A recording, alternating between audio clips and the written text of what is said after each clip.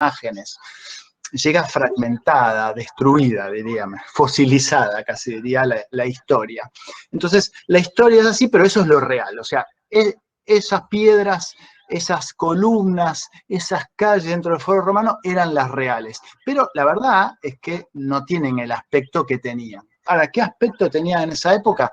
Y uno lo tiene que suponer a través de extrapolar ciertas cosas, suponer ciertas cosas, situaciones. En el caso de una reconstrucción arquitectónica, se conocen otros edificios parecidos, el color debe haber sido de tal manera o tal otra, y con supuestos, algunos con un gran porcentaje de conocimiento y de certeza, uno puede suponer que esto era así, y otros con menor grado. Por ejemplo, cuando decían el Partenón estaba pintado con ciertos colores, pintura de colores, y hay un supuesto ahí, pero que no es necesariamente 100% real.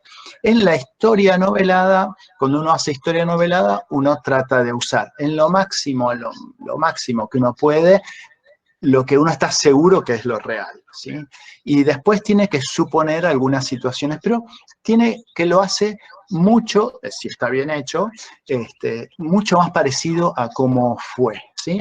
También alguien decía por ahí que la historia novelada es algo así como sacarle las partes aburridas a la historia. Bueno, no sé si es para tanto, pero obviamente uno como escritor trata de sacarle las partes aburridas, pero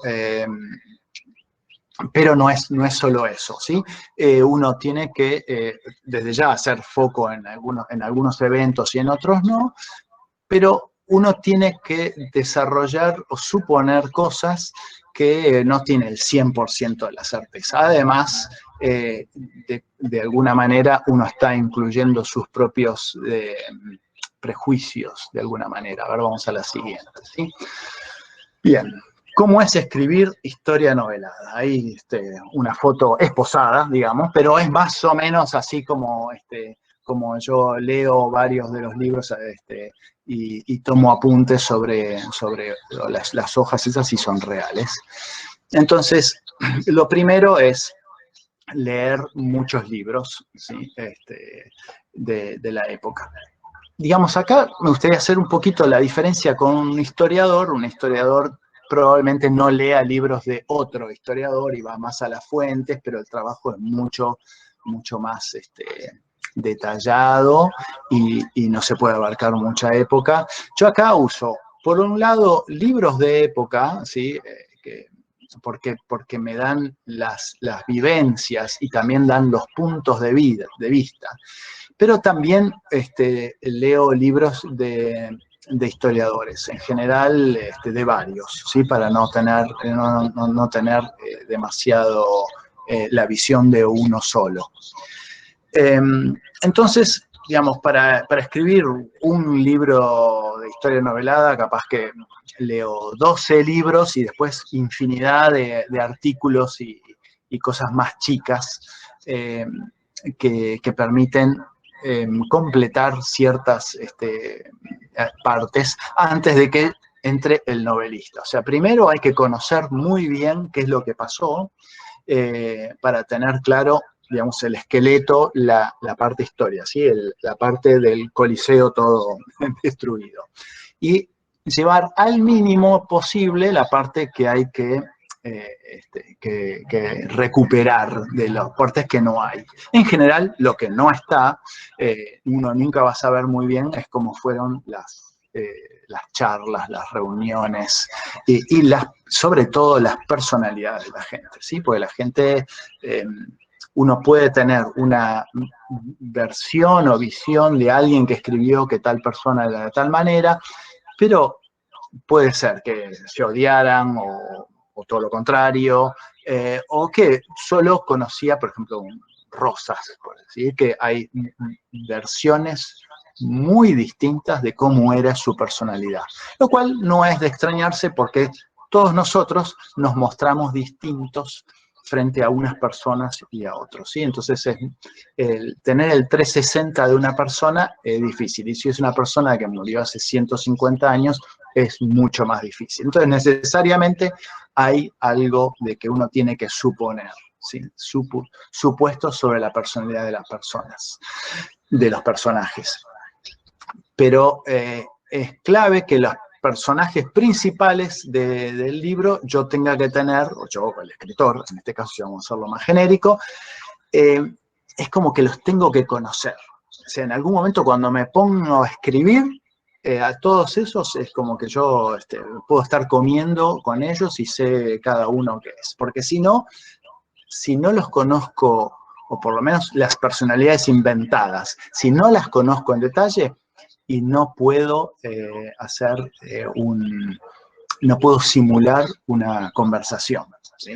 Y eso requiere leer mucho, y especialmente en la medida de lo posible, que por suerte son las memorias que muchos de los personajes históricos escribieron, y si no están sus cartas.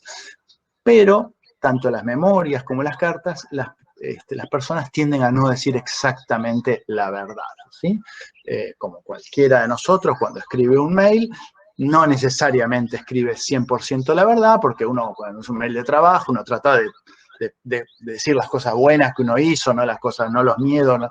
Entonces, es difícil sacar de ahí la personalidad o las motivaciones o los miedos. Entonces, uno lo hace de un método indirecto y necesariamente también lo hace uno comparando con situaciones de la vida real que uno vivió, ¿sí? Pero, digamos, cuando empiezo a leer sobre una cierta época, es como hacer una ensalada donde los hechos todavía no conforman una historia, ¿sí? O sea, una historia en el sentido de un cuento que quiere decir, o cuando uno cuenta una historia, uno precisa tener un inicio, un conflicto, un desarrollo, un clímax y un final, ¿sí? La historia o las biografías de las personas no son así, o muy pocas veces son así, pero están llenas de cosas así, esas tramas. Entonces uno tiene que buscarlas y a veces cuesta que aparezcan. Entonces yo lo llamo la revelación, cuando después de estar leyendo 8 o 10 libros, decir, acá tengo una historia, ¿sí? Que tiene esto, el inicio, el conflicto, el desarrollo, el clímax y la solución, y ahí uno tiene algo para contar, porque si no es una ensalada de hechos, como termina siendo, la verdad, un libro de historia muchas veces es una ensalada de hechos. Entonces no es tan llevadero. Yo apunto a ser algo que sea una novela, pero sobre los hechos históricos. Entonces es muy difícil, o el principal trabajo inicial de la primera parte es encontrar una trama. Una vez que yo tengo una trama, ahí escribo un plan de libro.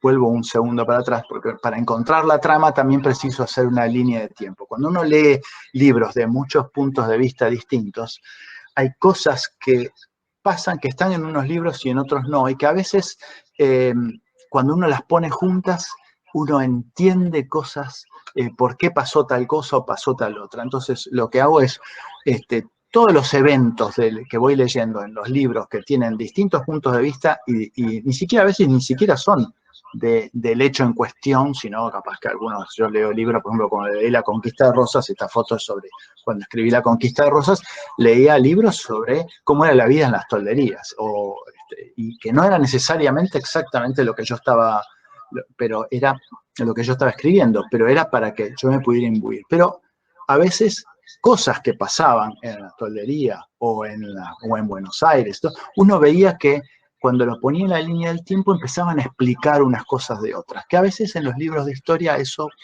no está tan claro. Entonces, para mí eso es muy importante para encontrar una trama a lo que estoy, a la historia que estoy contando, ¿sí? Bien, hay gente levantando la mano, me dicen. Disculpen, entonces voy a salir de la presentación para ver que, un segundito, a ver cómo estamos. Sí, Michelle levantó la mano. No sé si la levantó a propósito o no. Bien, se ve perfecto, me dicen. Bien. Paula le va a bajar la mano, entonces, ahora. Bien, volvemos a la presentación. Disculpen, vamos. Muy bien. Entonces llegamos a la Esteban. Sí, Esteban, ¿tiene alguna pregunta? Mandala por chat, ¿sí? ¿Puede ser? Entonces, después que tengo la línea del tiempo, tengo una trama, digo, bueno, antes de ponerme a escribir el libro, tengo que escribir lo que se llama el desarrollo del libro, que es, en muy pocas palabras, las cosas que van pasando. Pero sí, todo lo que tengo en mente de la trama tiene que estar en eso. Normalmente el plan de un libro pueden ser 10, 15 páginas. Y lo escribo a lo largo de 2, 3 días. Pero después esa va a ser la guía de todo lo que... perdón, no está la presentación puesta. Ah, con razón, disculpen, ¿eh? Ahora sí, ahora sí. Bien, gracias. Perfecto. Entonces, el plan del libro es un libro en chiquito, digamos que solo yo lo entiendo, y que, como decía, tiene unas 15 páginas y me lleva 2, 3 días escribirlo. Y ese va a ser mi hoja de ruta cuando vaya a escribir todo el libro. Todas las cosas que van a pasar a futuro y que tengo que plantar raíces en los primeros capítulos, más vale que las tenga súper claras porque después no puedo volver y reescribir un capítulo. Alguna vez lo hice, pero es bastante estresante porque uno cuando vuelve a escribir algo puede estar olvidándose de otra cosa. Entonces hay que tratar de escribirlo bien en el sentido del desarrollo de la trama, bien de entrada. No lo va a escribir bien en el sentido de que las oraciones después uno las puede cambiar, o desde ya que errores de mayúsculas y acentos y montones de esas cosas están, pero la parte trama hay que tratar de escribirla bien de entrada, si no es. Así que bueno, entonces escribir después con el plan de desarrollo, que es mi hoja de ruta principal, empiezo a escribir cada capítulo. Y cada capítulo es otra vez volver a leer sobre las cosas que pasaron, pero ahí ya uso mis apuntes, esos apuntes que están, entonces esos me permiten ir a saber dónde tengo que ir a volver a leer tal parte o cual parte, después escribirlo y corregirlo. La corrección no es de un capítulo, no es exhaustiva, es nada más que para estar seguro de que es coherente, ¿sí? Y así, entonces cada capítulo requiere otra vez una investigación, la redacción y la corrección, hasta que uno escribe. Cada capítulo normalmente puede llevar, digamos, 5 días escribirlo, ¿sí? Uno podría decir que una hoja lleva 1 hora, así que un libro de 250 páginas son 250 horas de escribir. Y cuando uno termina, es ahí que digo, corregir, corregir y corregir. A mí a veces, en algún momento uno lo tiene que mandar a imprenta. Así que, pero la verdad es que cada vez que uno lee otra vez, y esta la podría poner al revés, esta la podría poner de la otra manera. De hecho, a veces agarrar y leer un libro mío me da miedo a ver qué cosas puedo encontrar. Con los libros que son viejos ya no, pues ya sé que, los errores que pudieran haber salido están corregidos o no, pero ya está, digamos. Pero un libro cuando lo mando a imprenta y sale de imprenta y lo leo, me da un miedo, en realidad no lo leo, me da tanto miedo que no lo leo. Lo que miro bien es la tapa, la contratapa, todo eso, ahí no puede tener errores. Pero se lo mando a leer a otras personas, ¿sí? Lo leen por lo menos 2 personas más y yo lo leo antes de mandarlo a imprenta 4 veces, 5 veces, para evitar errores. Muy bien. Siempre, igual algún error se filtra. Lo importante, que es lo malo, es lo malo es cuando uno tiene errores de coherencia, que eso sí es difícil de explicar, o sea, por suerte no me pasa. Plazos para mandar a imprenta, me dicen. Bueno, en realidad imprenta, la decisión es mía cuando lo puedo mandar a imprenta, ¿no? Pero entre que yo termino de escribir el libro y el libro va a imprenta, probablemente pasa un mes. ¿Sí? Sobre todo, yo se lo doy a leer bueno, a medida que yo lo voy escribiendo, Paula, mi mujer, lo va leyendo también. Pero yo cuando termino todo, se lo mando a una correctora. Y a veces uno es prisionero del resto del trabajo que tiene la correctora, ¿sí? Digo la correctora y no el corrector, porque se da que se lo mando a una correctora, pero hay correctores hombres también. Muy bien. Bien, uy, esa foto de hace unos cuantos años. Esa foto es de cuando yo estaba escribiendo El límite de las mentiras. Bueno, claves para escribir un buen libro. o para escribir un libro. Después vemos si es bueno. Aquí hay un micrófono, por favor. Ojo con un micrófono. Bien, claves para escribir un buen libro. Lo primero, como dije antes, hay que conocer mucho la época. O sea, no solo los hechos del punto de vista histórico, sino para que el libro sea creíble, uno tiene que conocer la época, el costumbrismo, el lenguaje, la ropa. Hay libros que tratan sobre eso, hay gente que se ha dedicado a estudiar muy, muy profundamente las invenciones, qué es las cosas que estaban y que no estaban. No sé, por ejemplo, los buques, cuándo aparecieron los buques a vapor, o cuándo apareció el ascensor, o cosas así. Pero, y digo el ascensor porque es gracioso que a veces uno quiere, voy a tomar un vasito de agua, perdón, hay cosas que uno pone como que va a subir una escalera y la gente se cansa. Claro, cuando alguien tenía que subir a un tercer piso no había ascensores, o sea que el tercer piso es mucho. Los tiempos para decir cuando alguien hacía algo a caballo, a carruaje, cómo se iba a caballo, si se iba al paso, si iba al trote, si iba al galope, son cosas que uno tiene que saberlas porque si no está el dato histórico, uno lo tiene, cuando lo va a recrear, lo tiene que inventar, hay que hacerlo lo más real. Y además así uno empieza a entender el porqué de las cosas, ¿sí? El tema comunicacional, o sea, cuándo pasaban los hechos y cuándo se sabían, por ejemplo, el cruce de los Andes, la batalla de Chacabuco, cuándo se sabía en Buenos Aires, son temas que cuando uno va a novelar son claves para poder entender cosas que pasaban, ¿sí? Después, una de las cosas, de los grandes retos que yo siento como un reto de escribir un libro de historia donde especialmente la gente conoce la historia. Podemos hablar de si la gente lo conoce mucho o no, pero la gente sabe que, no sé, San Martín cruzó los Andes, o que digamos, Rosas perdió en la batalla de Caseros.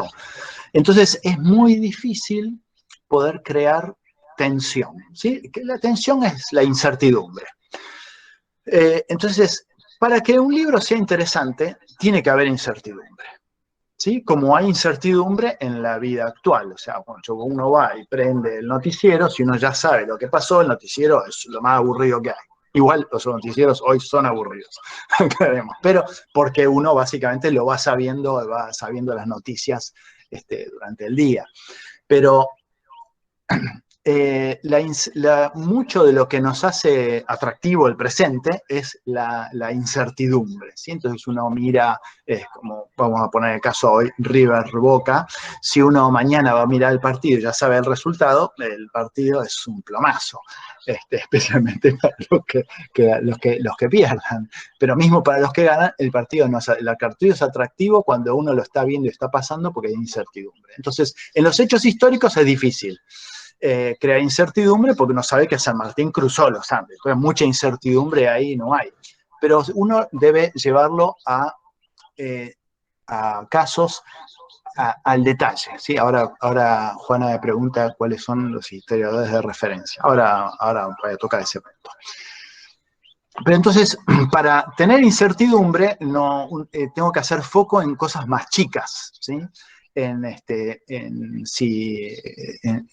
ciertas partes de la vida de una persona. Entonces, el día a día, el lector no está tan al tanto. O sea, las invasiones inglesas saben que al final los ingleses perdieron. Pero pero todo lo que pasó en el medio no. Entonces hay que crear incertidumbre a través de focalizar en ciertas cosas. Una de las cosas que hace atractivo a la historia novelada es que los hechos son reales, digamos, porque la ficción es divertida, pero uno en el fondo sabe que está todo en la mente del, perdón, me estoy leyendo, pero uno necesariamente sabe que está todo en la mente del novelista, cuando es ficción, ¿no? Entonces, uno puede no tener una gran empatía con el personaje porque está inventado pero cuando los hechos ocurrieron y los personajes son los reales, en general la gente, a favor o en contra, se engancha mucho más. Entonces eso hace que la historia novelada sea atractiva y tenga un plus por sobre la ficción, ¿sí? Bien, me decían sobre los historiadores. Bueno, en realidad uno busca hechos, cuando escribo un libro sobre un tema muy particular, por ejemplo, las invasiones inglesas, uno no va, o yo no voy a leer ciertos historiadores generalistas, digamos, ¿sí? En el caso específico de las invasiones inglesas, hay un historiador que creo que no es muy conocido por la gente, que se llama Carlos Roberts, murió en el año 1930, hizo un mega trabajo muy detallado sobre las invasiones inglesas. Pero eso es para las invasiones inglesas. Si tengo que escribir sobre la batalla de Caseros o sobre los federales unitarios, no, perdón, ahora vuelvo sobre alguna pregunta que me estaban haciendo.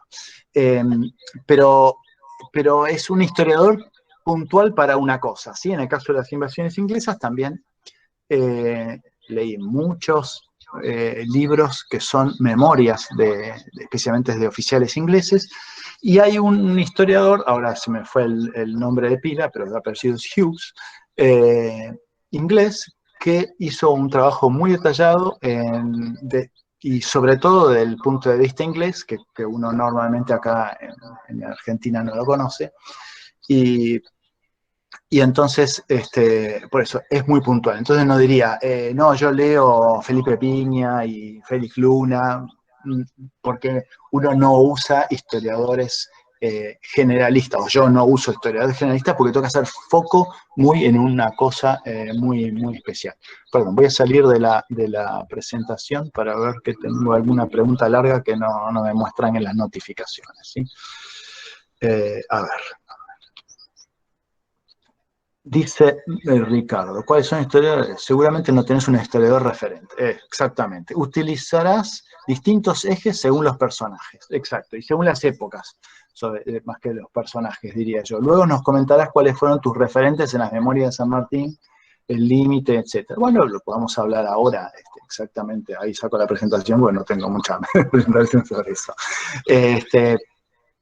Pero bueno, sobre memorias de San Martín, ya te diría que yo estaba usando un texto antiguo que el principal era la traducción de estas charlas que había tenido San Martín con Adolphe Gerard. Entonces, el foco no era tanto el detalle y la vida de San Martín, sino una visión mucho más global. Leí algunos libros que me pudieran ayudar a escribir mi parte. Es un libro muy particular de historia de memoria de San Martín, como autobiografía de Belgrano, porque es un texto y mis artículos de comentarios, que son más generales, ¿sí? Sin entrar en el particular. Pero sí leí algunos libros de algunos historiadores. En el caso de San Martín leí Uva Chumbita porque es un poco la versión del origen de San Martín, ¿sí? Leí también el de Favaloro, que si bien sé que a mucha gente le gustó, a mí me parece que es un libro muy general. Bueno, tampoco era historiador, entonces, pero no tiene nada malo, es un libro general, pero no que arroje luz sobre ciertas cosas, ¿sí? Y, y después algunas cosas que busqué especialmente sobre la relación de San Martín y los ingleses en la península ibérica, porque ahí hay toda una historia, una trama tremenda, que de alguna manera la toca, se me fue Rodolfo Terraño, por ejemplo. También ahí leí algunos artículos de Piña para ver la opinión pero, digamos, ese es un libro muy particular porque es un libro muy genérico sin entrar en los detalles, ¿sí? En poco tiempo vamos a estar publicando El cruce de los Andes, y está escrito por un muchacho en aquel entonces, un oficial, que después llegó a general, y es una visión muy interesante sobre el cruce de los Andes. Eso está bueno para cuando dentro de 3 años todavía tenga que novelar esa parte, pero ese libro sí lo vamos a publicar ahora dentro de poco.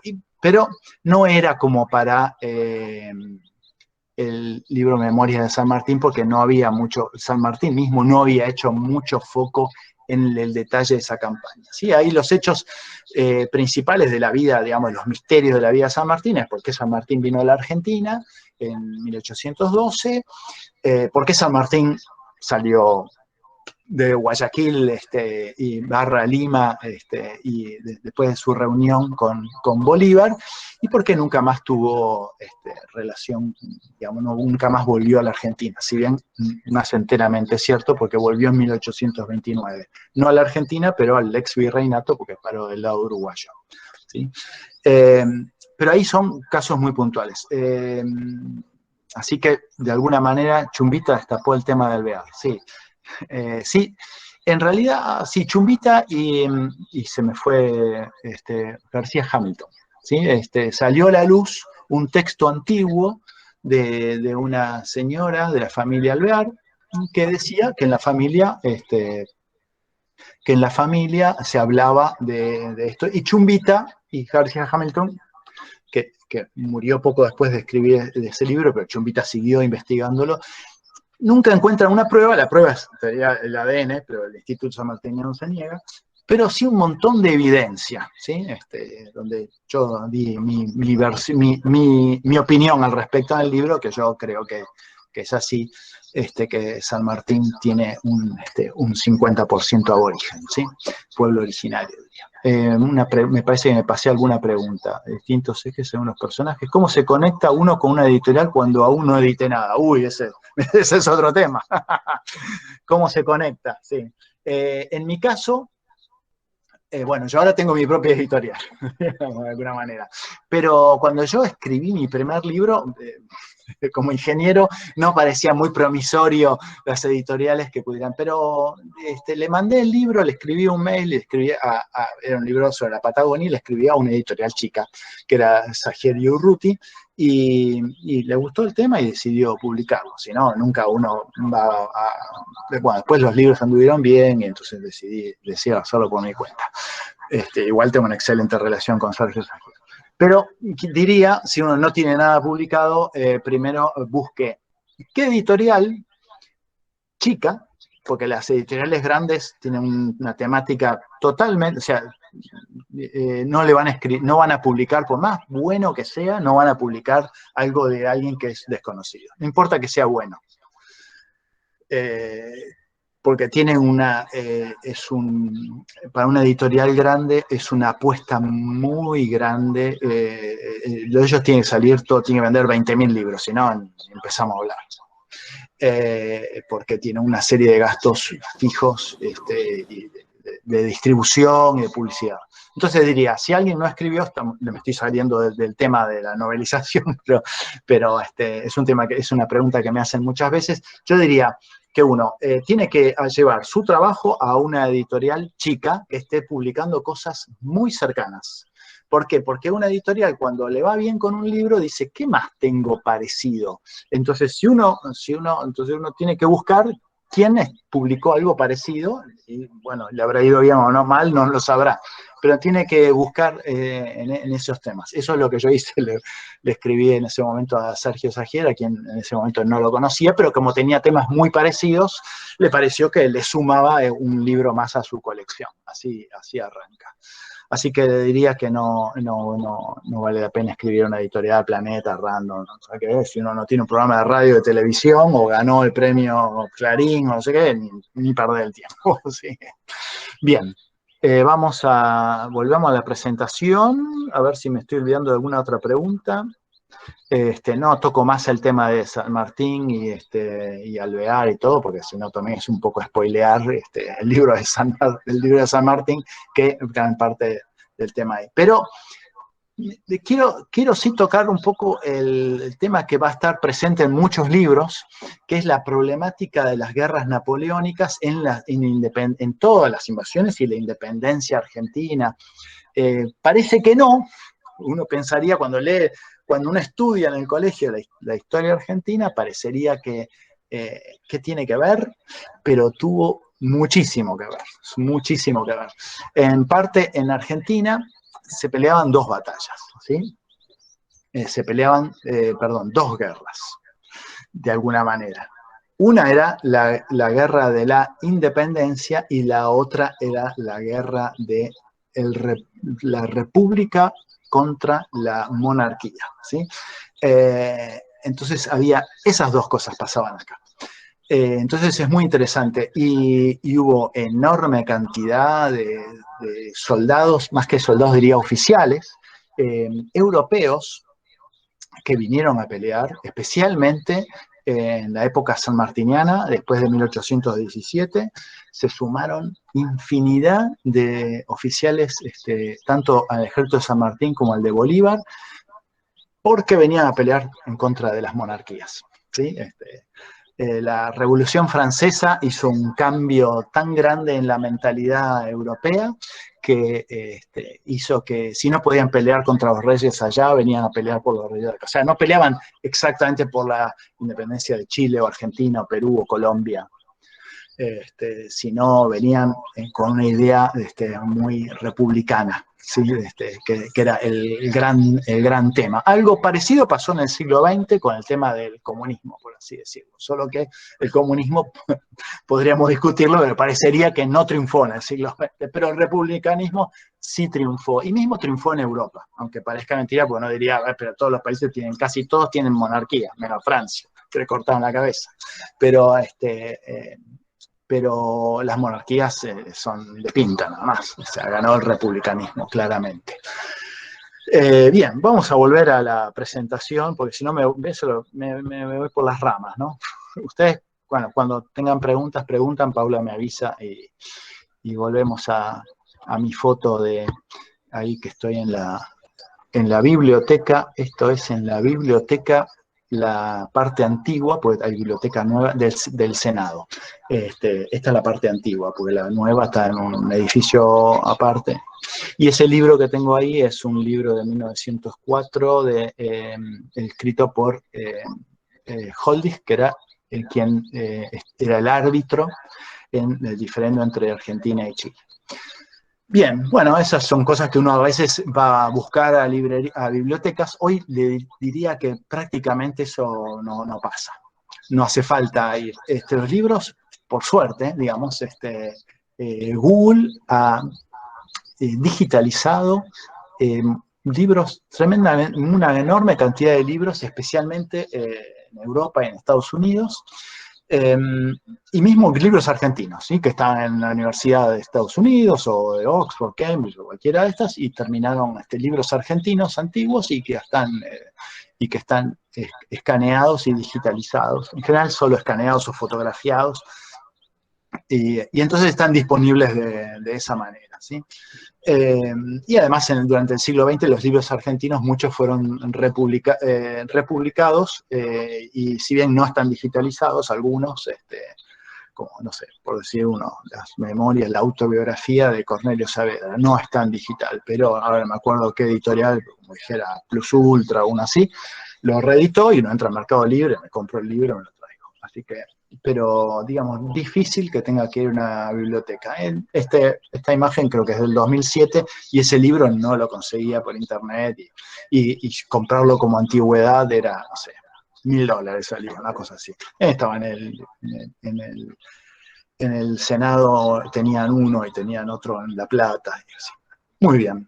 Bueno, veamos en qué sigue. ¿Hay que estar suscrito a Google para conseguir los libros digitalizados? No, cuando uno pone buscar, va a ver que en las opciones que da Google, que uno que es noticias, imágenes, ¿sí? Hay una que dice más, que son 3 puntitos, y está Google Books. Es de libros, y uno busca ahí y los libros. Debo decir que la mayoría de los libros que aparecen, uno no tiene acceso. Porque tienen derechos en general, entonces, pero si uno, especialmente los libros antiguos, hay muchas versiones y casi siempre hay alguna que está abierta, ¿sí? Y se baja el PDF y listo. Y después hay varias bibliotecas que los tienen los libros disponibles en digital. Y también, por ejemplo, uno que yo uso mucho se llama Memoria Chilena, me parece que es, o memoriadechile.cl, y tienen infinidad de libros, no solo de Chile, sino de toda Latinoamérica en general, y los tienen digitales y libros que uno los puede bajar en PDF. Y después también hay una organización sin fines de lucro, archive.org, que tiene muchos libros, revistas. Ese no hay que pagar, pero sí uno tiene que estar, tiene que tener una cuenta, es gratuita, para poder bajarlo, si no uno los puede leer ahí. Muchas veces los libros no están del todo bien escaneados, pero se puede estar perdiendo muy poquito. Eso, digamos, el mundo moderno ofrece esas ventajas que antes, o sea, cuando yo digo que escribo un libro y tengo que leer, por así decirlo, 12, de esos 12, 11 son libros viejos, y que no son fáciles de conseguir. Si me parara 40 años atrás y conseguir todos esos libros era muy complicado. De hecho, me imagino que casi todo el mundo, los mismos historiadores, ni hablar de escritores no historiadores, que terminaban escribiendo habiendo leído muy pocas cosas y solo las que estaban disponibles acá, y se perdían un montón de cosas. Yo tengo una micro anécdota muy ejemplificadora. Había uno de los personajes de las invasiones inglesas, es un coronel que se llama Dennis Pack, y yo buscaba sus memorias porque sabía que había escrito memorias, no era exactamente, o sea, su hijo había juntado cartas y cosas. Y se ve que había hecho como Dennis Pack peleó Waterloo, al final, después de Waterloo, escribió, juntó su correspondencia y su hijo la publicó, de haber sido una tirada muy chica, y estaba disponible, yo lo veía en 3 bibliotecas, una de Irlanda, otra de Inglaterra, otra de Estados Unidos. Les escribí a las 3 y la de Inglaterra me respondió: mira, no lo tenemos digital, pero si querés te lo fotografiamos. Sale, no sé, 0,35 de libra por página, y te lo fotografiamos, tiene tanta página, sale tanta plata. Así que, no sé, 15 libras y me mandaron la fotografía del libro, ¿sí? Y hace poco me pidieron de Perú, porque eran los 200 años, hay dónde exactamente desembarcó San Martín en Perú, para la última parte de su campaña. Hay alguna duda si fue una playa, como si dijera, si fue en Olivos o en Vicente López, digamos, por así decirlo. Y entonces me pidieron de Perú si yo sabía dónde conseguir esa información, y le dije: mira, busquémosla en tal lugar. Y también nos mandaron las fotografías de unos apuntes manuscritos, que son cosas que hace unos años no estaban disponibles, ¿no? Entonces, hoy por hoy uno puede tener una visión mucho más 360, que es lo ideal cuando uno va a escribir una historia novelada, es poder, de un lado y del otro, especialmente si es en el caso de las invasiones inglesas, del lado de las invasiones tienen 3 lados, ¿no? No tienen 2. Porque están los criollos, los españoles, los criollos también eran españoles, pero eran españoles americanos, los españoles peninsulares y los ingleses, ¿sí? Entonces, encontrar textos hoy es posible de eso, así me paraba hace 30 o 40 años, no. Por eso Carlos Roberts, que lo escribió en 1930, no tuvo algunos de los libros que hoy están disponibles, pero sí se tomó un trabajo muy grande, consiguió varios. O sea, no se quedó solo con la parte de los libros rioplatenses o los textos o las memorias de los rioplatenses que aparecieron. Y además con el tiempo también aparecen cada tanto manuscritos que se pensaba que ni se sabía que existían y que hoy, por ejemplo, en el caso de la autobiografía de Belgrano, yo la enriquecí, pues, podríamos hablar de que yo puedo enriquecer los textos de Belgrano, con, por ejemplo, hay uno de los textos que le agregué que se llama Diario de Marcha. El Diario de Marcha es la salida de él desde Buenos Aires a Rosario previo a la creación de la bandera. Y entonces él va con un mini ejército hacia allá para construir las baterías en el río Paraná, en lo que hoy es Rosario, y ese diario salió a la luz en los años 70 o en los años 80. Antes estaría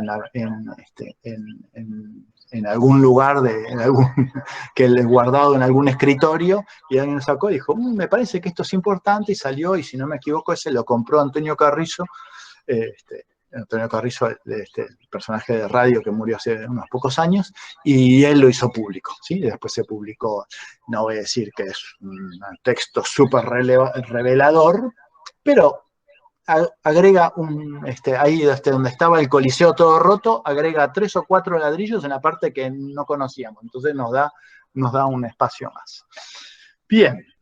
Entonces, escribir la historia novelada también, cuando uno se mete en los personajes, hay algo que uno tiene que evitar y aparecer de un bando o del otro, porque hay que contar una historia y resulta que ni los buenos son tan buenos, ni los malos son tan malos. Entonces, cuando uno empieza a conocer a los personajes, las personas tienen motivaciones o situaciones que están de un lado o del otro por algún motivo.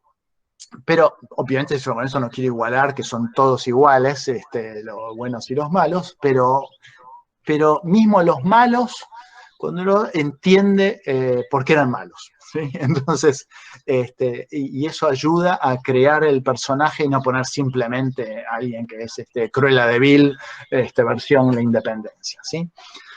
Entonces, y acá tengo una frase que me gustó, que copié, los próceres son personas comunes haciendo cosas extraordinarias, ¿sí?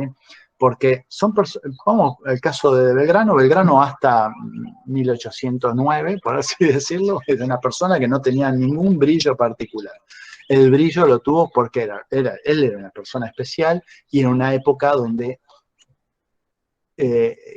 había algo que él podía aportar. Después podemos discutir cuál fue exactamente su aporte.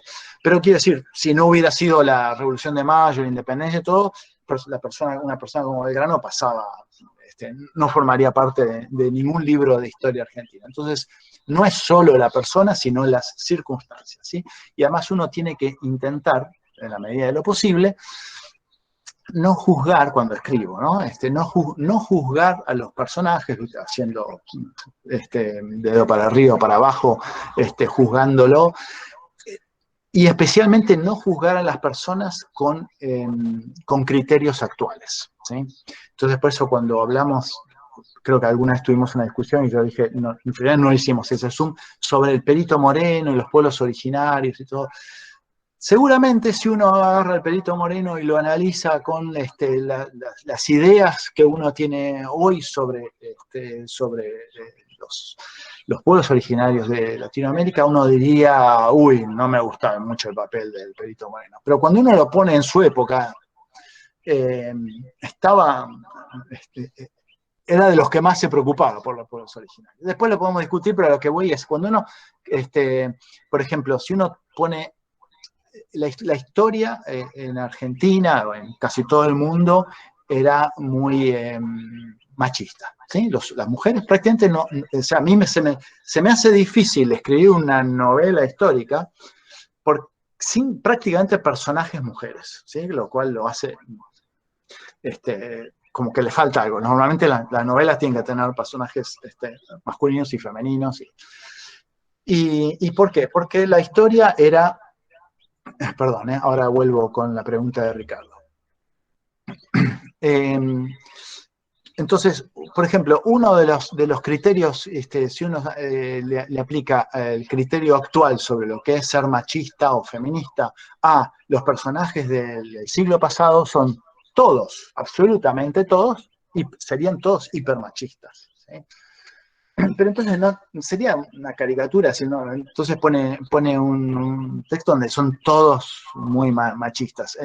Tomado en cómo era la época, algunos serían más y otros menos, pero no hay que juzgarlos y no los tengo yo cuando creo los personajes, poner énfasis en ese tipo de cosas, ¿sí? Por ejemplo, entonces, los criterios que hoy tenemos sobre los pueblos originarios, o sobre el feminismo o el machismo, o mismo sobre qué es ser patriota, eran tan distintos antes que uno no puede estar poniéndole el foco o analizándolos con respecto a un molde de ese tipo, porque en esa época los criterios eran muy distintos.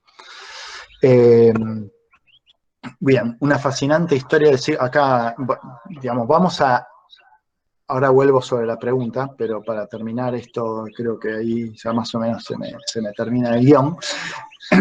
Yo estoy encarando escribir la historia argentina del siglo XIX en formato de historia novelada. Digo, ¿por qué la del siglo XIX y no la del siglo XX? Primero porque la historia del siglo XIX es como que todo el mundo todo el mundo la estudió, todos los argentinos la estudiaron en el colegio y la estudiaron más o menos, porque no la explican, uno la tiene que aprender de memoria. Y entonces la conoce y no la conoce, la verdad. Entonces uno tiene muchas preguntas de por qué pasaron esas cosas, por qué San Martín cruzó los Andes, por qué se fue, mil cosas por el estilo, ¿sí?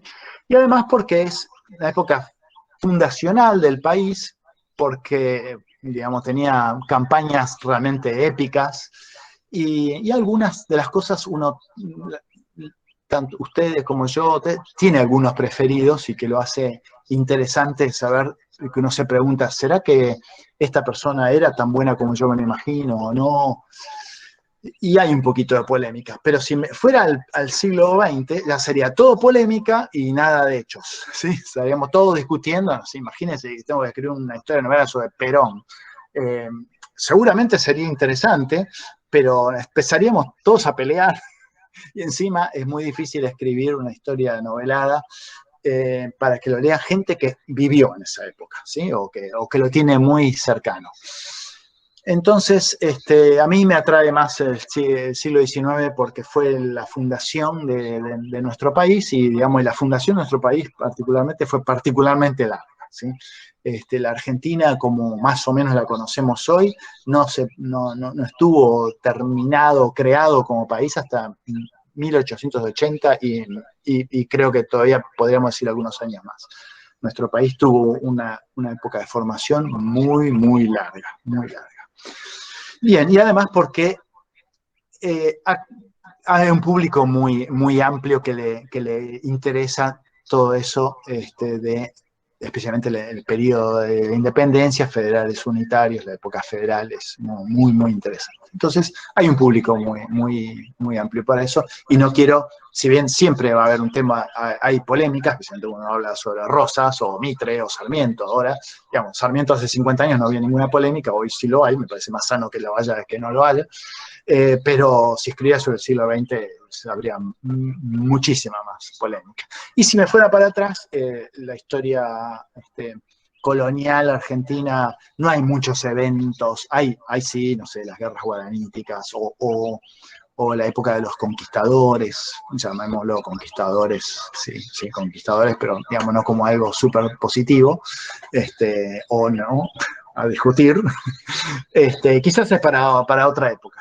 La conquista de América es otra cosa, pero ahora tengo trabajo para por lo menos 5 años para escribir sobre el siglo XIX.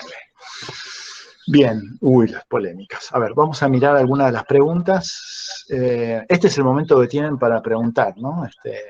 Porque, a ver, perdón, a ver, vamos a volver a la presentación. Dice, aportes muy importantes de Belgrano los realizados desde el consulado. Sí y no.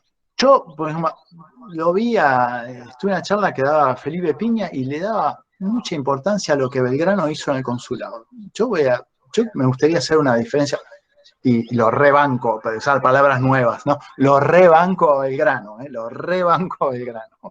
Pero su trabajo en el consulado es como que, a ver, no tenía posibilidad de hacer nada. Entonces, es todo descriptivo.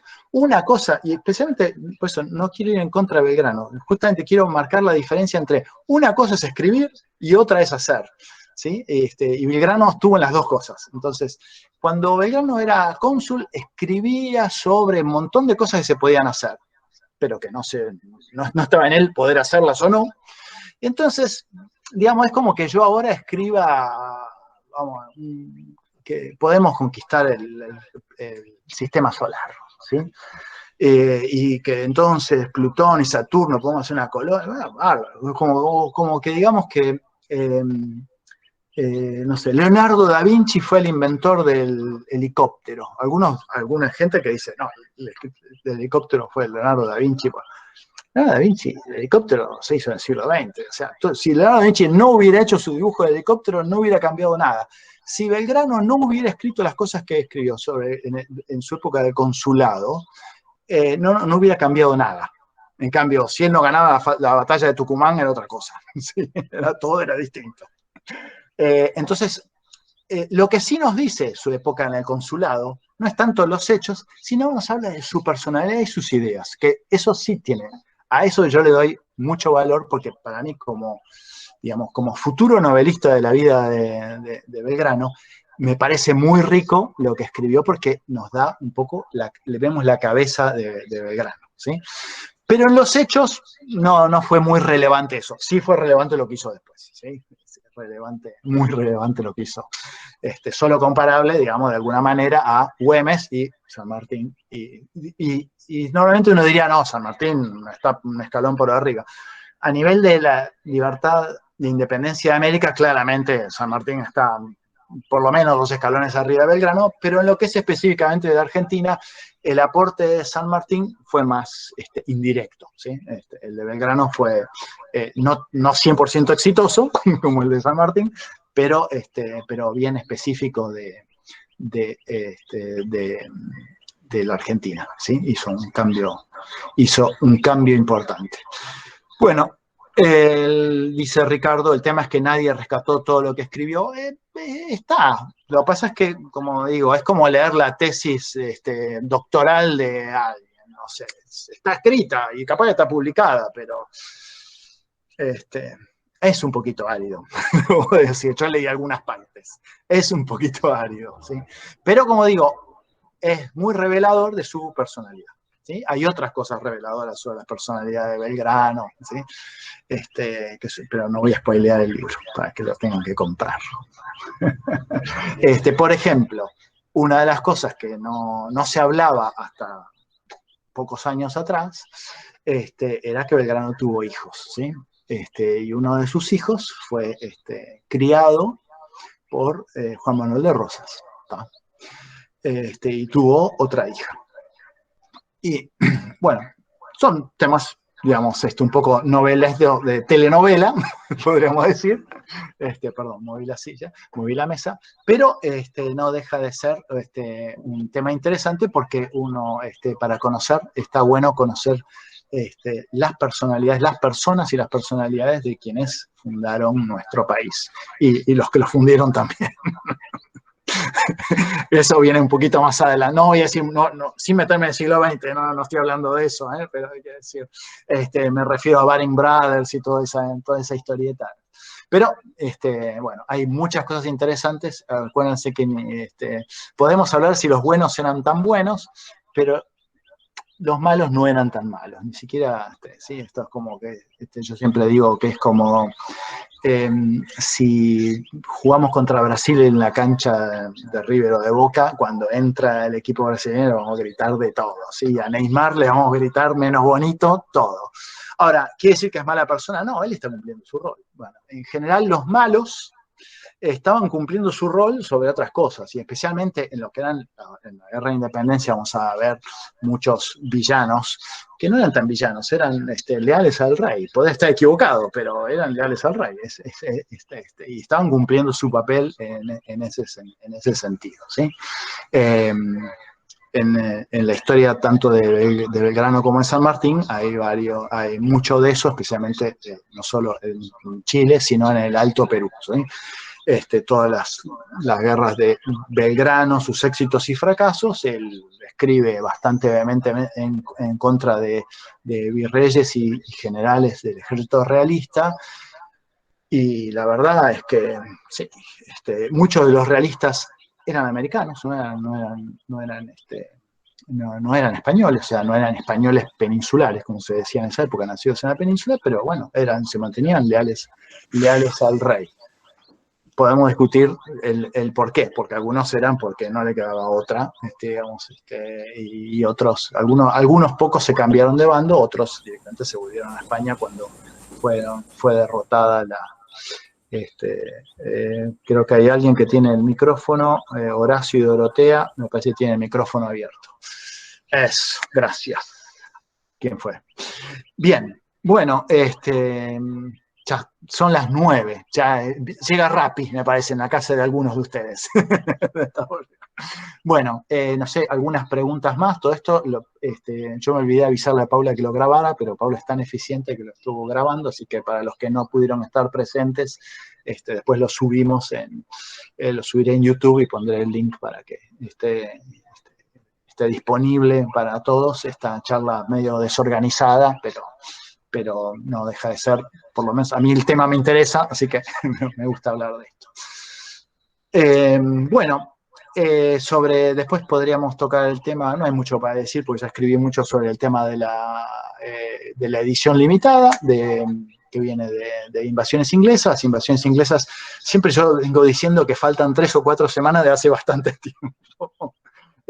Pero bueno, todavía lo tengo en la correctora, el texto debería estar viniendo próximamente, en 2 días, y después tenemos Juana, el límite de las mentiras, me pregunta Juana. Entonces, antes de las Invasiones Inglesas, Juana, escribime cuál es tu pregunta sobre el límite de las mentiras, cuál es el río de la actualidad que cambió de cauce. Ah, sí, ese es fácil, ahora vuelvo. Entonces, Invasiones Inglesas, vamos a hacer 150 de tapa dura, y va a tener alguna leyenda, y después yo le voy a escribir a cada uno de que lo haya comprado, le voy a escribir una nota personalizada. Pero básicamente es un libro, casi diría fundacional, es el primero de una larga serie, así que va a ser de tapa dura. No es necesario que compren ustedes el de tapa dura, no es necesario que compren primero. Sería ideal, pero no es necesario. Pero no necesariamente tienen que comprar el de tapa dura, pueden comprar el de tapa blanda, que va a salir 200 pesos menos, ¿sí?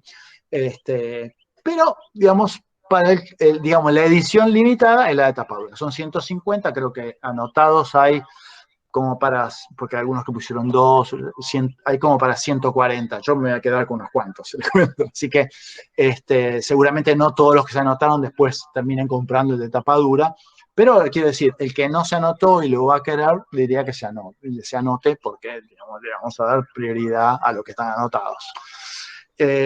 Bien, ahora vamos a la pregunta del límite de las mentiras. Si todos tienen preguntas sobre la tradición de Darwin, este es el momento de hacerlas. Escríbanlas ahora antes de que desconectemos todo. El libro El río que Moreno cambió de cauce. Bueno, en realidad el que lo cambió de cauce fue Clemente Onelli, pero bajo instrucciones de Moreno. El río es el río Fénix. Hoy está desviado. ¿Sí? Ahí lo llaman el río Fénix Grande y el Chico. Ese es un río que sale al lago Buenos Aires, que para los chilenos es el lago Carreras. El mismo lago tiene 2 nombres, tiene una línea que lo corta en dos. Es un río que se cruza cuando uno hace Ruta 40, un poco al sur de la localidad Perito Moreno, debe ser, no sé, 20 o 30 kilómetros al sur, se cruza el río Fénix Chico. O sea, el río Fénix Chico sería lo que quedó cuando Moreno o Clemente Onelli lo desvió. Igual el cauce viejo toma agua de algún arroyo, de alguna lluvia por ahí, entonces lleva muy poquita agua hacia el lago Buenos Aires. ¿Y por qué lo desvió? Porque el lago Buenos Aires tiene una salida muy importante del río Baker al sur, hacia el Pacífico. Entonces, Moreno lo mandó desviar, ya lo tenía pensado de antes, porque ya en la expedición de 1896 habían hecho el análisis de que ese río era desviable, pero lo había hecho, digamos, con la intención de engañar a los chilenos. Pero si no, funcionaba para demostrarle al árbitro que, que la divisoria de aguas era muy fácil, muy endeble. O sea, había lugares que casi más, si cae una piedra, se divide. Hay un río, un arroyo, si no me equivoco, cerca entre San Martín de los Andes y Bariloche. Yo no encontré que lo haya, vuelvo atrás. El arroyo se llama Arroyo Partido, creo que es. El Arroyo Partido, donde pasa la Ruta 40, justo donde pasa la Ruta 40, donde pasaba el Camino Viejo antes de la época de Moreno, se divide en dos, y un brazo del arroyo va hacia el Atlántico y otro va hacia el Pacífico. Ese arroyo, yo estuve ahí y lo miré bien, claramente está hecho a propósito, o sea, y me imagino que lo hizo Moreno. Y ahí no era tanto para engañar, me estoy imaginando la mente de Moreno, porque sí vi cosas escritas sobre sus ideas, que él debe haberlo separado del río con pocas piedras y que va de un lugar a otro para mostrarle a Holdig con qué poco, o sea, que el criterio ese podía hasta cambiar en el tiempo si un río va hacia el Atlántico o hacia el Pacífico, ¿sí? Pero está a 10 metros de la Ruta 40, el Arroyo Partido, que tendría otro nombre originalmente, está aparentemente totalmente hecho por la mano humana, dividido, y va hacia el Atlántico y al Pacífico. Es más cerca de San Martín de los Andes, no sé, a 40 kilómetros de San Martín de los Andes, pero es el camino de los 7 lagos. Bien, Bernardo pregunta, la planificación, se me metió acá una notificación. La planificación de la obra, la línea del tiempo sería su esqueleto, y a partir de ahí tus ladrillos serían tus apuntes tomados en los diversos libros, ¿verdad? A ver, perdón. Discúlpame.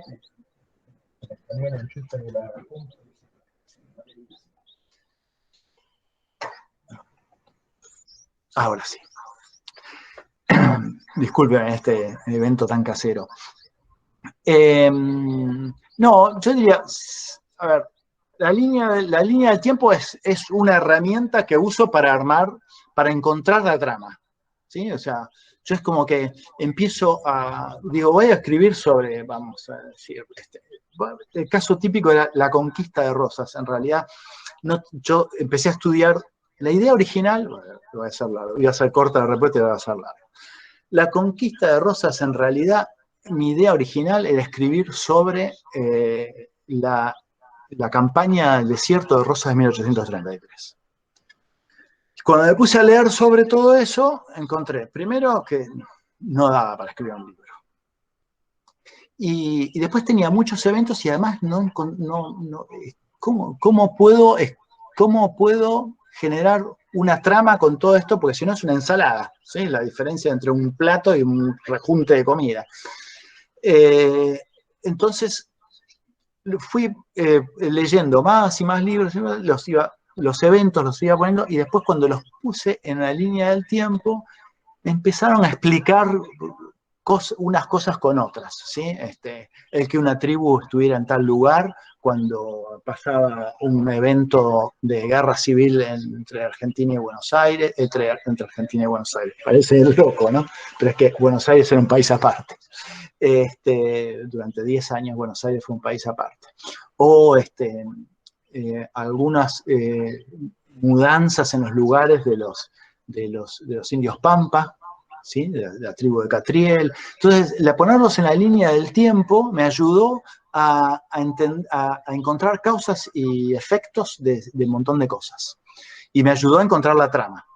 Y con la trama, entonces una vez que yo tengo la trama en la mente, ahí sí hago el apunte, hago el diseño del libro, digamos, y a partir de ahí después puedo ponerme a escribir los capítulos. Pero la línea de tiempo es una herramienta donde yo de cosas que pasaron de distintas fuentes, las voy poniendo y de esa manera me empiezan a explicar, especialmente cuando son hechos que aparentemente no tienen, o que vienen de libros que nada que ver, o son hechos muy distintos unos con otros, ¿sí? Eso me ha pasado en casi todos los libros, la línea del tiempo me explica un montón. Ahora en el tema de las invasiones inglesas sí, porque tengo libros de cosas que explican los ingleses y la ciudad del Cabo y un montón de cosas, y otras cosas que pasaban en Buenos Aires. Bien, otra pregunta. ¿Se puede ver tu obra en una sola línea de tiempo? Bueno, lo que apunto es a que en mis próximos libros, mis próximos 10 libros, por llamarlo, porque capaz que son 12, pero sí van a ser una línea del tiempo. No van a ser 100% secuenciales, porque, por ejemplo, cuando escriba sobre San Martín se va de la lucha por la independencia argentina, se va a Chile, se va a Perú, entonces ahí lo voy a seguir a San Martín, pero después voy a tener que volver y escribir otro libro, lo mismo casi diría de Belgrano. Pero no va a ser uno continuación exactamente del otro, pero algunos se van a cruzar medio así, ¿sí? Eventualmente voy a poner dentro del listado de los libros, va a estar La conquista de Rosas y El límite de las mentiras también, porque forman parte de la historia de Argentina, aunque quizás no del camino principal de la historia argentina, pero sí de la historia argentina. Bien. Una pregunta del QR, me preguntan que alguien me había preguntado, sí, no entendí, no la veo la pregunta del QR, pero mis libros ahora, por ejemplo, cuando en la autobiografía de Belgrano, preciso comer, claramente.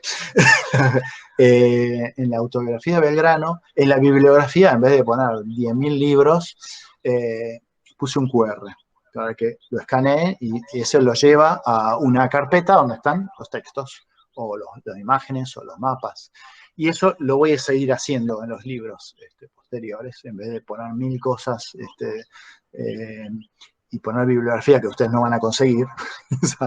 El que quiera la puede tener. En el caso de autobiografía de Belgrano, encima está, pues yo la edité la autobiografía, ¿sí? La autobiografía de Belgrano, si ustedes leen la autobiografía original, es como leer el preámbulo de la Constitución. Dicen, no entendí nada.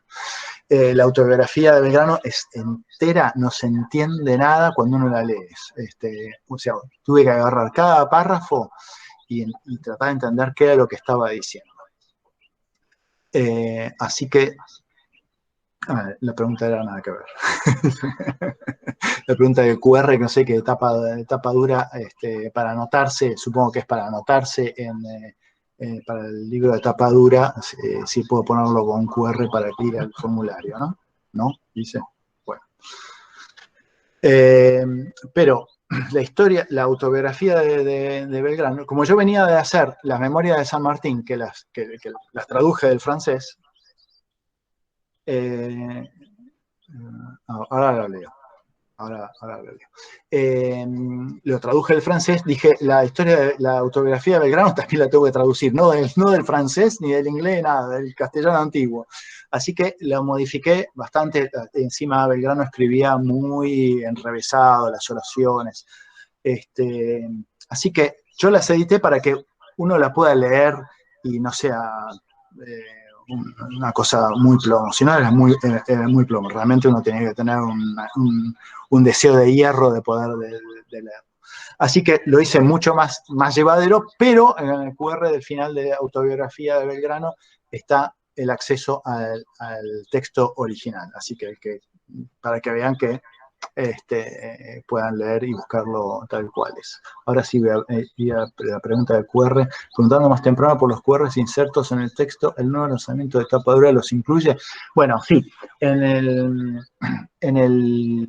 las imágenes inglesas lo que voy a tener es un QR de la bibliografía. No estaría mal quizás que si el libro va a tener mapas, van a estar medio chicuelos, por así decirlo, para hablarlo en idioma gracioso. No estaría mal, no se me había ocurrido, pero quizás ponerle un QR para que y lo vean y lo puedan abrir y leer y ver los mapas más grandes. ¿Sí? Igual los mapas todavía los tengo que precisa un poquito de edición, pero a veces hay cosas que uno menciona lugares que si no los ven en un mapa no quedan claros, ¿sí? En las versiones inglesas hay mucho de eso, especialmente capaz que yo tengo en mente mucho de la costa uruguaya, sé que muchos de ustedes también, pero capaz que hay otros que no, y entonces cuando uno, o la costa mismo, la de Buenos Aires, porque vamos a hablar mucho sobre algunos lugares que tenían otro nombre en esa época, ¿sí? Cuando digo Ensenada de Barragán, es Ensenada, es donde hoy está La Plata, ¿sí? Por ejemplo. O hay lugares. Entonces, está bueno que, si bien va a estar el mapita, pero el mapita va, como la hoja chica va a estar medio chicuelo, no está mal, no se me ha ocurrido ponerle un QR y que lo puedan abrir más grande con el celular o con lo que quieran. Es una buena idea. Bien, bueno, entonces, esto estaríamos, ¿no? Bueno, lo primero es agradecerles, uno, el estar conectados, y dos, seguirme y leerme. Les agradezco muchísimo. Y bueno, podemos hacer algunos de estos cada tanto. Tenemos algunos libros, a ver si para que van a ir saliendo. A ver, voy a poner compartir pantalla. Tengo una hojita acá para sobre los próximos lanzamientos. A ver, ¿cuáles serían? Vamos a ir rápidamente por acá. Ahí está. Casi al mismo tiempo que las invasiones inglesas, en realidad capaz que hasta sale una semana, lo tengo una semana antes, un libro sobre Fitzroy, esto es de la colección, digamos, de exploradores, que tenemos Tehuelche, 2 zonas, va a estar de Fitzroy. Y no mucho después de las invasiones inglesas va a estar saliendo que esa etapa es simulada, diario de un soldado inglés, porque es el diario de un oficial inglés que yo uso mucho en el libro. ¿Sí? En el libro de las invasiones inglesas, como es en la tradición de Darwin, que aparecen textos que serían de Stokes, acá van a haber muchos de Alexander Gillespie. Así que, como me parece que tiene mucho valor, el texto ese diario está muy bueno, no es exactamente un diario, yo lo pongo con ese nombre, pero como él lo retocó mucho tiempo después, o 15 años después, no tiene formato de diario día por día, y él quedó prisionero en la Argentina, lo estoy spoileando, ¿no? Pero bueno, él quedó prisionero en Argentina durante 1 año, tiene una visión del interior muy, muy bueno. De hecho, yo le puse ese título, pero acá las publicaciones anteriores se llamaban Buenos Aires y el interior. Que lo que pasa es que así no trata también de qué se trata el libro, que se trata del diario de un soldado inglés, me parece. También durante, no sé si hacemos tiempo en junio, pero va a estar saliendo el cruce de los Andes, que es el texto de Jerónimo Espejo, que en esa época era, creo que teniente o alférez o algo así, y después llegó a general, y cuenta desde adentro cómo fue el cruce de los Andes y toda la previa, el cruce, las batallas, todo muy estudiado. Bueno, y eventualmente, durante lo que queda del año, Cautivo a Toledo de Ranqueles, que es las memorias de Santiago Avendaño, que es uno de los personajes principales de la conquista de Rosas.